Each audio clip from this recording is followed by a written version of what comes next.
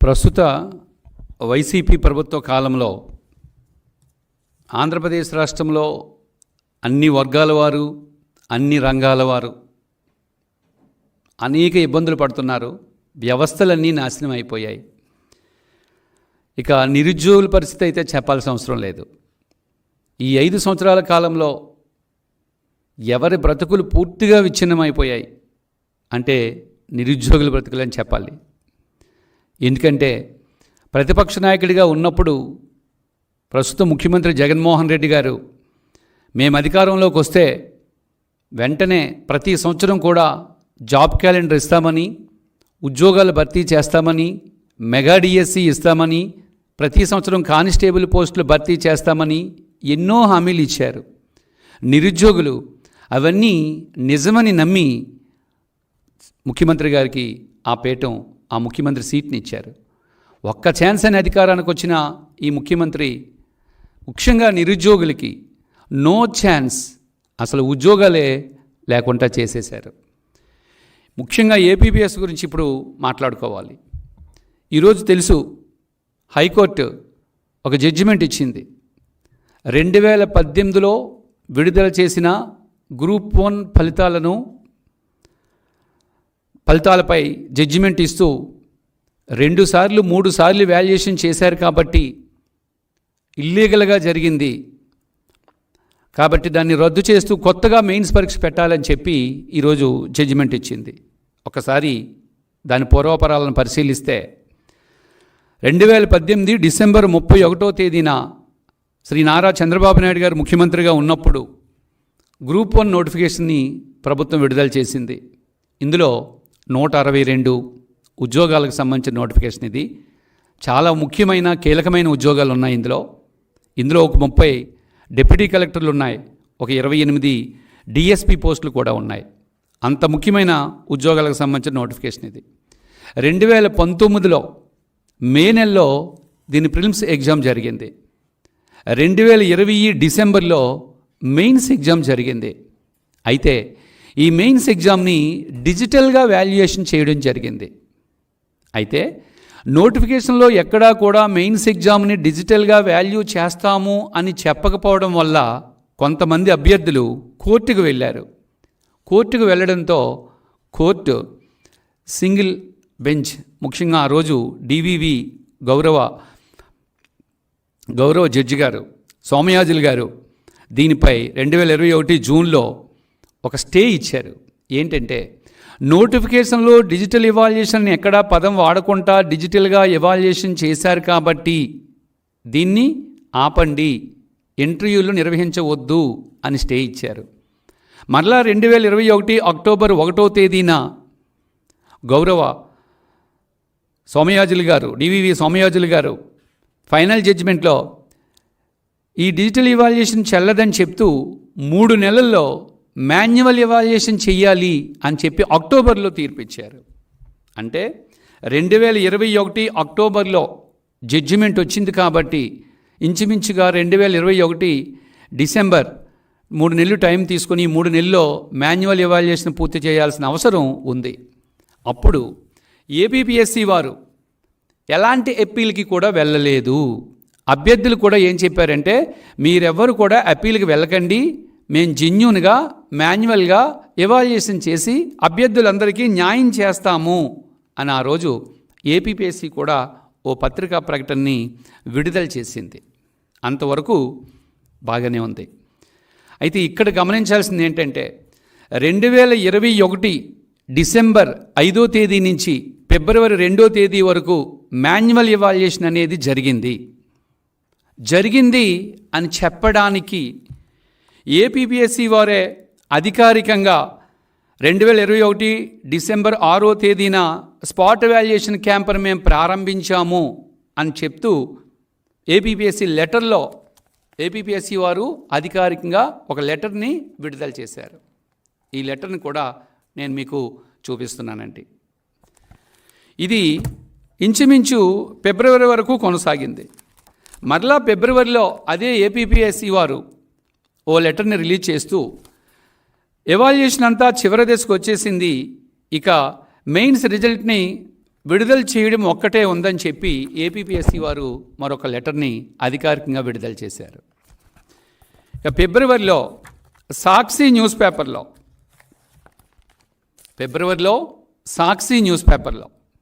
So ఫిబ్రవరిలో సాక్షి news పేపర్లో ఏమని వచ్చిందంటే, ఫిబ్రవరిలో గ్రూప్ 1 ఫలితాలు అని చెప్పి, నేను చెప్పేది ఏ ఈనాడు న్యూస్ పేపరో ఆంధ్రజ్యోతి న్యూస్ పేపరో కాదు, స్వయంగా ప్రస్తుత ప్రభుత్వం యొక్క అధికార పత్రిక అయిన సాక్షి న్యూస్ పేపర్లో మాన్యువల్గా పునర్మూల్యాంకనం అయిపోయింది, ఫిబ్రవరిలో మేము ఫలితాలు విడుదల చేస్తామని చెప్పి సాక్షి న్యూస్ పేపర్లో వచ్చింది. అంటే మాన్యువల్గా ఒకసారి గ్రూప్ 1 పరీక్ష యొక్క మూల్యాంకనం పూర్తి కాబడింది. అది అలా ఉండగా అప్పటికే పూర్తి అయిపోయినప్పటికీ మరలా ఏపీపీఎస్సీ మార్చిలో మాన్యువల్గా మేము మూల్యాంకనం ప్రారంభిస్తున్నాము అని చెప్పి కోర్టుకి ఒక అఫిడవిట్ని దాఖలు చేసింది. హైకోర్టుకి ఒక అఫిడవిట్ని ఏపీపీఎస్సీ వారు దాఖలు చేశారు. దీని సారాంశం ఏంటంటే 2022 మార్చి 25వ తేదీ నుంచి ఏపీపీఎస్సీ మెయిన్స్ మాన్యువల్ ఇవాల్యుయేషన్ అనేది ప్రారంభమయ్యింది అని చెప్పి ఏపీపీఎస్సీ వారు హైకోర్టుకి ఒక అఫిడవిట్ని దాఖలు చేశారు. ఇప్పుడు ఇందులో అనేక సందేహాలు మనకు వస్తూ ఉన్నాయి. ఏంటి ఆ సందేహాలు అంటే, ఇక్కడే ఎన్నో రహస్యాలు బయటపడుతున్నాయి మనకి. 2021 డిసెంబర్ నుంచి 2022 ఫిబ్రవరి వరకు మాన్యువల్ ఎవాల్యుయేషన్ పూర్తి అయిపోయింది. దాన్ని తొక్కుపెట్టి ఆ పూర్తి అయిపోయిన ఫలితాలను పక్కన పెట్టి 2022 మార్చిలో ఎవాల్యుయేషన్ మేము ప్రారంభిస్తున్నామని చెప్పి హైకోర్టుకి ఏపీపీఎస్సీ వారు తప్పుడుగా అఫిడవిట్ని అందించారు. ఎలా చెప్తారు మీరు తప్పుడు అఫిడవిట్ ఇచ్చారని చెప్పి ఎవరికైనా అభ్యర్థులకి సందేహం రావచ్చు. నేను ఇప్పుడే చూపించాను మీకు.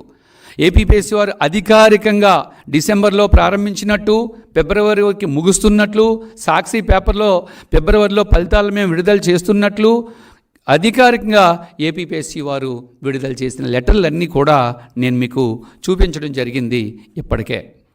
అయితే ఏపీపీఎస్సీ మే 25వ తేదీన 2022 మే 25వ తేదీన మెయిన్స్ రిజల్ట్ ఇచ్చారు. జూన్ జూలైలో ఇంటర్వ్యూలు కండక్ట్ చేశారు. ఆగస్టులో అపాయింట్మెంట్స్ ఇచ్చి అభ్యర్థులకి ఉద్యోగాలకు పంపించారు. అందులో పంపించిన వారిలో చాలామంది ఈరోజు ఎలక్షన్కి సంబంధించి రిటర్నింగ్ అధికారులుగా కూడా పనిచేస్తున్నారు. APPSC regulation rules and procedure ప్రకారము రూల్ నెంబర్ 3(9) ప్రకారము ఎట్టి పరిస్థితుల్లో ఏపీపీఎస్సీలో రీఎవాల్యుయేషన్ అనేది సాధ్యం కాదు. ఇప్పుడు రాష్ట్ర వ్యాప్తంగా ఉన్న లక్షలాది విద్యార్థులకు వచ్చే సందేహాలు ఏంటంటే 2021 డిసెంబర్లో మాన్యువల్గా ఒకసారి పేపర్ వాల్యూ చేసి దాన్ని తొక్కుపెట్టి మార్చిలో మేము వాల్యూ చేశామని చెప్పి కోర్టుకి ఎందుకు అఫిడవిట్ని వీళ్ళు దాఖలు చేశారనేది మొదటి సందేహం. ఈ సందర్భంలో నేను ఒక డెమోని అభ్యర్థులకు చూపించాల్సిన అవసరం ఉంది. ఏపీపీఎస్సీ యొక్క బుక్లెట్ ఎట్లా ఉంటుంది, మెయిన్స్ రాసేటప్పుడు ఏపీపీఎస్సీ బుక్లెట్ ఎట్లా ఉంటుంది, ఈ బుక్లెట్ స్టిచ్ చేయబడి ఉంటుంది. దీంట్లో పైన ఓఎంఆర్ బార్కోడ్ షీట్ ఉంటుంది. ఈ బార్కోడ్ షీట్లో ఫస్ట్ అభ్యర్థి యొక్క వివరాలు ఉంటాయి, ఆ తర్వాత ఫస్ట్ ఇవాల్యుయేషన్, అక్కడ మార్కులు ఉంటాయి. ఇది స్టిచ్ చేసిన పేపర్. ఇది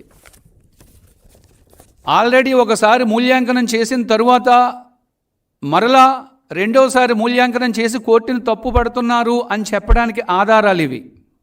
ఒకటి, నేను లిఖితపూర్వకమైన ఆధారాలు చూపిస్తున్నాను. 2, ఈ డెమో ఆన్సర్ షీట్ కూడా చూపిస్తున్నాం.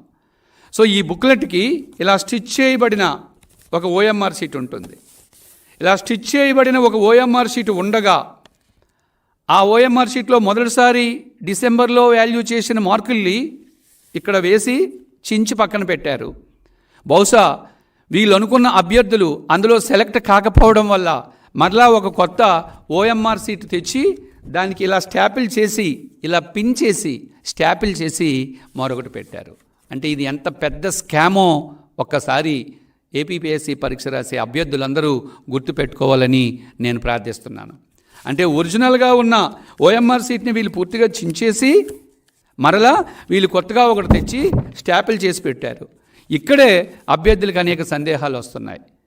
ఎందుకు మీరు పాత షీటు చించేసి కొత్తగా ఒక షీటుని పిన్ చేశారు అనేది ప్రశ్న.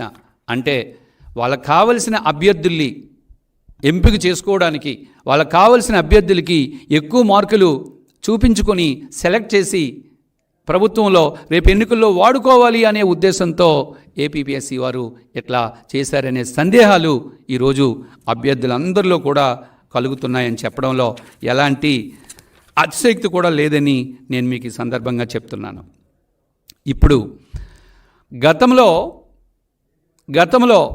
సోమయాజులు గారు డిజిటల్ ఎవాల్యుయేషన్ తప్పు, మాన్యువల్గా ఎవాల్యుయేషన్ చెయ్యండి అని చెప్పినప్పుడు ఏపీపీఎస్సీ వారు అప్పీల్ చేయలేదు, అభ్యర్థులు కూడా అప్పీల్ చెయ్యొద్దు అని చెప్పారు. ఈరోజు హైకోర్టు 2018 గ్రూప్ 1 మెయిన్స్ ఫలితాలు చెల్లవు, మరలా కొత్తగా పరీక్ష పెట్టండి అని 11:30కి అనౌన్స్ చేసేసరికి వెంటనే 12:30కి ఫైనల్ కాపీ ఇంకా పూర్తిగా జడ్జిమెంట్ కాపీ అప్లోడ్ చేయకుండానే 12:30కి వెంటనే ప్రభుత్వం స్పందించి ఏమన్నదంటే, ఉద్యోగాలు చేసుకుంటున్న వారి ప్రయోజనాలు మేము కాపాడుతాం, ఉద్యోగుల తరపున మేము న్యాయ పోరాటం చేస్తాం, హైకోర్టు తీర్పుపై అప్పీల్కి వెళ్తామని చెప్పి ప్రభుత్వం ప్రకటించింది. నా ప్రశ్న ఏంటంటే, ఏపీపీఎస్సీ పరీక్ష విధానము చట్టబద్ధంగా లేదు, ఈ ప్రక్రియ తప్పు, మరలా పరీక్ష పెట్టండి అని హైకోర్టు చెప్తే దానికి స్పందించాల్సిన బాధ్యత ఎవరిది? ఏపీపీఎస్సీ స్పందించాలి. కానీ ఎవరు స్పందించారు? ఈరోజు రాష్ట్ర ప్రభుత్వం స్పందించింది. అసలు రాష్ట్ర ప్రభుత్వానికి ఈ కేసుకి సంబంధం ఏంటి? ఒక రాజ్యాంగబద్ధమైన ఆంధ్రప్రదేశ్ పబ్లిక్ సర్వీస్ కమిషన్పై రాష్ట్ర ప్రభుత్వం యొక్క ఆధిపత్యం ఏంటి? దాని స్వతంత్ర పద్ధతిని మీరు హరించినట్టు కాదా అని నేను ప్రశ్న వేస్తున్నాను. రెండవది, గతంలో అప్పీల్కి వెళ్ళొద్దని చెప్పారు, అంటే ఆ రోజు మీ అభ్యర్థులు లేకపోవచ్చు అందులో. ఈరోజు వెంటనే మీరు ప్రభుత్వ ఉద్యోగులు ఎవరూ భయపడవసరం లేదు, మీ తరపున మేము అవసరమైతే న్యాయ పోరాటం చేస్తామని ప్రభుత్వం చెప్తుంది. ఏంటి కారణం? అంటే ఈ ప్రభుత్వం, ఏపీపీఎస్సీ వారు, ప్రభుత్వము వీరిద్దరూ కుమ్మక్క అయిపోయి వారు కావలసిన అభ్యర్థులకి ఎక్కువ మార్కులు వేసుకుని ఉండవచ్చు అనే సందేహాలు ఈరోజు మనకు కలగక మానదు అని చెప్తున్నాను. ఒకవేళ అప్పీల్కి వెళ్తే ఎవరు వెళ్ళాలి? అభ్యర్థులు సెలెక్ట్ అయిన ఉద్యోగం చేస్తున్న వారు వెళ్ళాలి. ప్రభుత్వానికి అంత ఇంట్రెస్ట్ ఏంటి? ప్రభుత్వం వెంటనే స్పందించాల్సిన అవసరం ఏంటి? ఫైనల్ జడ్జిమెంట్ పూర్తిగా అప్లోడ్ కాకుండానే, ఫైనల్ జడ్జిమెంట్ కాపీని పూర్తిగా చదవకుండానే వెంటనే ప్రభుత్వం పుచ్చకాయలు దొంగ అంటే భుజాలు తడుముకుంటున్నట్టుగా వెంటనే ప్రభుత్వం ఎందుకు స్పందించింది అనేది ఈరోజు రాష్ట్ర వ్యాప్తంగా అభ్యర్థుల యొక్క సందేహం అనేది గుర్తుపెట్టుకోవాలి. నాకు ఈరోజు రాష్ట్ర వ్యాప్తంగా అనేక మంది విద్యార్థులు ఫోన్లు చేస్తున్నారు. సార్, మాకు చాలా అన్యాయం జరిగింది, ఏపీపీఎస్సీపై పూర్తిగా నమ్మకం పోయింది, ఏంటి అన్యాయం? ఇంత అక్రమాలు జరుగుతుంటే, ఇంత అవినీతి జరుగుతుంటే మాకు ఉద్యోగాలు ఎలా వస్తాయి, మాకు తోడెవరు అని చెప్పి నన్ను సుమారు లక్షలాది విద్యార్థులు ఓట్లు వేసి నన్ను గెలిపించారు. ఆ విద్యార్థులందరూ నన్ను అడుగుతున్నారు. ఏపీపీఎస్సీ ఈరోజు విద్యార్థుల జీవితాలతో ఆడుకుంటుంది. ఎంత ఘోరంగా ఉందంటే ఈరోజు ఏపీపీఎస్సీ పరిస్థితి. సుమారు 5 సంవత్సరాల నుంచి నోటిఫికేషన్ ఇవ్వకుండా మొన్న గ్రూప్ 2 నోటిఫికేషన్ ఇచ్చి ఆ గ్రూప్ 2 నోటిఫికేషన్లో కూడా రోస్టర్ విధానాన్ని అనుసరించలేదు. రోస్టర్ విధానాన్ని ఎందుకు అనుసరించలేదని చెప్పి కొంతమంది ఇప్పటికే కోర్టుకు వెళ్తే వాళ్ళకి బెదిరింపు కాల్స్ వస్తున్నాయి. ఎంత అన్యాయమో చూడండి. ఏపీపీఎస్సీలో కొంతమంది సభ్యులు ఎవరైతే కోర్టుకు వెళ్తున్నారో ఆ అభ్యర్థులకు ఫోన్లు చేసి లేకపోతే మరొకరి ద్వారా చేయించి అభ్యర్థుల్ని భయపెడుతున్నారు. ఇది ఎంతవరకు కరెక్ట్ అని చెప్పి నేను ప్రశ్నిస్తున్నాను. మరొకటి, ఈరోజు హైకోర్టు తీర్పు ప్రకారం 2018లో సెలెక్ట్ అయిన డిప్యూటీ కలెక్టర్లందరూ ప్రస్తుతం ఈరోజు ఆర్ఓలుగా పనిచేస్తున్న వారందరూ కూడా చట్టబద్ధంగా వారి ఎంపిక సాగలేదు కాబట్టి రేపు ఎన్నికల ప్రక్రియలో వారెవరూ విధులు నిర్వర్తించడానికి వీలు లేదు. కాబట్టి మేము ప్రభుత్వాన్ని, చీఫ్ సెక్రటరీని కోరేది ఏంటంటే 2018లో సెలెక్ట్ అయ్యి ప్రస్తుతం ఆర్ఓలుగా పనిచేస్తున్న ప్రతి ఉద్యోగస్తుని కూడా ఎన్నికల విధులకి దూరంగా ఉంచాల్సిన నైతిక బాధ్యత ఈ ప్రభుత్వానికి ఉందని చెప్తున్నాం. అట్లాగే మేము స్టేట్ ఎలక్షన్ కమిషన్ కూడా ఇదే ప్రశ్న వేస్తాం. ఓ లెటర్ కూడా మేము రాయడానికి సిద్ధంగా ఉన్నాం.